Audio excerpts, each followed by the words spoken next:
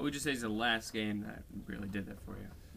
I mean, there were some that, you know, sort of touched on it. I mean, like, there was games like, you know, Fallout 3, which, you know, Yeah. I really liked what they did with the world, but it didn't capture me the way this game is. Like, I really feel like What about Halo? Would you say Halo pulled you as much as this one? Well, you know, I love the Halo franchise. Halo is, you know, probably my favorite video Trust me, game I know. franchise. His name is Chief. Yeah. But, it's different because, you know, you actually have a, you know, more of a linear storyline with Halo. You're chronicling the events of Master Chief, except, you know, in ODST, you know, you have a different sort of story. This is, you know, an RPG where you are Shepard. You know, Shepard is you. People refer to him as Shepard, but you are Shepard. You make his decisions. You live out his life. So you really are there. And, I mean, just digging into this and feeling that, you know, escape is somewhere else, I mean, like, this honestly could serve to be one of my favorite games of 2010, and it's only January. Oh, man. Yeah, that's true. I think 2010 is going to bode really well for games. 2008 was really great. 2009 was kind of eh, and then 2010. 2007 was pretty sick. Mass I Effect, mentioned that. Bioshock. Yeah, I mentioned that last week, or on the last show. 2007 was a good year, but you know, if you're starting out this strong, 2010 could be a pretty good year as well. I definitely think so. All right. We should move on again, and we're going to talk about some of the collector's editions. We have a fellow collector here. Renix is definitely in the collector's editions, and we want to ask the question, are these collector's editions, special editions, gold editions, premium editions, are they worth the money, or are they just a waste of time to add more crap to your room? I think we should definitely start with Ranix. Yeah, Rans, I think you might have to explain just how much of a collector you are. Well, if any of you would see my room, one side of it is just decimated with boxes of all the crap that I've acquired. Basically over the last 6 months. That was just the 6 months. I moved stuff to the basement. But You see the attic. yeah, in the attic. But I like collector's editions. Some are good, some are great. I bought a game just because of the collector's edition. It was Batman Arkham Asylum, and I'm glad I did so. Because now that game has pulled me into the franchise. You needed a Batarang? Yes. Hey, I thought I could use it just in case. But I came into collector's editions late. I didn't really start until like last year, or I'm sorry, early 2008, but or later 2008, early 2009. But I was upset with because some of the older games like BioShock had a perfect collector's edition, and if I wish I had it, I would have loved it because, you know, had the Well, knowing you, another little fact about Rands, you have multiple copies of games. So Well, Mass Effect, you had you tried, what was the story? You tried to pre-order one, then you bought the regular, and then you ended up getting both. Yeah, I have a regular and the collector's edition. But you know. Christ. So how do you think the collector's editions are worth it, or do they add anything to your experience? Well, some do. Like the collector's edition for Mass Effect included a 5-minute Normandy crash site thing where you can discover the ruins of Normandy. that was actually in the regular edition Really? as well? Oh well. Shot down. Oh, Well, man. anyway, it included collector armor, where it's used from the collectors, and I thought it was pretty powerful. So it does add, sometimes it adds stuff to the game, but like there's this new special edition for Metro 2033, which is a new game coming out in March. Oh, I was checking that out. That looks pretty sick. The collector's edition was announced. It just includes the game and 4 art cards, so that's nothing I'm not going to be picking up.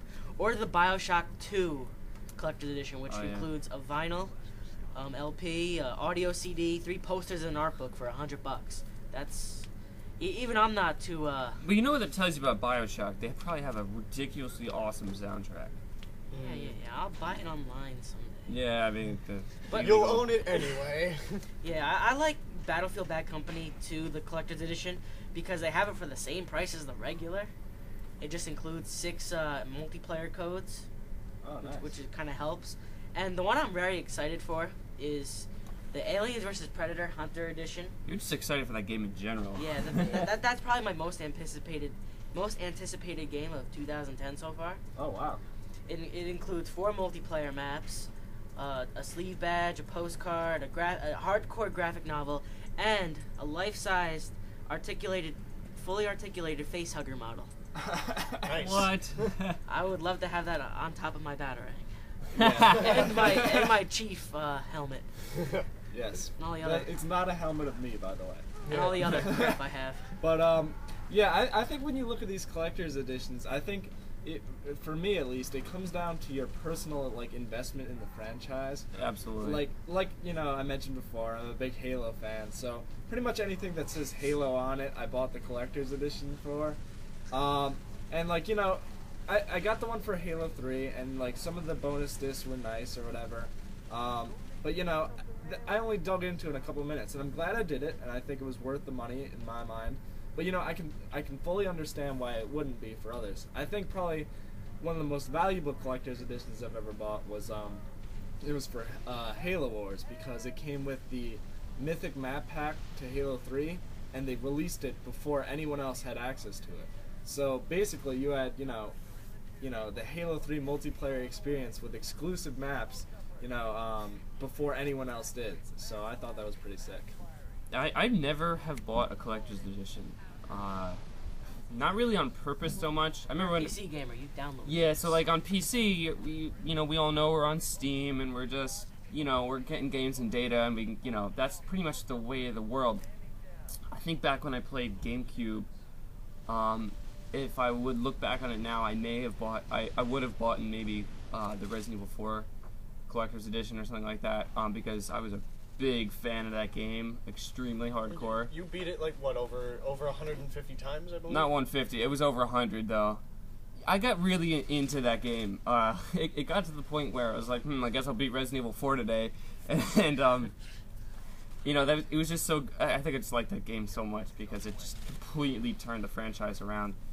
But I mean, that would probably have been the only game because I got really into that game. And I think looking back on it now, Resident Evil 4, everyone's like, yeah, whatever. But that game, I liked it too much. But I think a lot of people think it's more than whatever. Yeah, people when they say, "What are you a hardcore fan of?" People you hear your Call of Duties, your Halo, blah blah blah. I mean, no one's there's a huge fan base for Resident Evil, but no one's I beat Resident Evil 500 times, and there's no hardcore Resident Evil gaming whatever. I mean, there really is. I mean, there's hardcore Call of Duty. It's just people that really enjoy the franchise. But anyway, I mean, that probably would have been the only game I bought a collector's for, because I didn't. But looking back on it, maybe I would have. It was just because I'm really into it. But frankly, if you just buy every collector's edition you see, that's just too geeky for me. You're gonna end up with a room full of knickknacks and. Take a particular someone we a certain someone next to me. It's just, I don't know, it's just, you just end up with a bunch of crap you really don't want. Hey, who knows, maybe it might be valuable. It never, because they shipped 1 million of them to all these, children in the United States. Well, I think collector's editions, whether they're worth it or not, really just is based on what are you getting in your collector's pack. I mean, 2 examples being Unreal Tournament's 2004 Editor Edition, which came out obviously a long time ago, thus the title 2004. It came with extra game content. It wasn't just, your paraphernalia, your throwing objects, your artwork and such. It came with additional stuff for your gameplay. You came with new skins, new maps, new weapons, and also a bunch of their indie titles that Epic released. Oh yeah, those are fun. Yes. I remember that. Yeah. What was that one that we played? Was it Frag Ops? Frag Ops. That was looked like a very unfinished game, but I remember that game was fun. Yeah. So it came with a bunch Dual of their wielding knives. Yeah, it came with a bunch of their indie titles. And it was just additional content. Or the Metroid Prime trilogy pack. All the Metroid Prime games, plus now it comes with a artwork book, and the Metroid series has great artwork. But what it did was it took the first 2 Metroid games, which both came out on the GameCube, and converted them over for Wii use. You can now play all 3 of your Metroid games on the Wii with the Wii control system. So that's additional content. when you look at something like Assassin's Creed 2 Collector's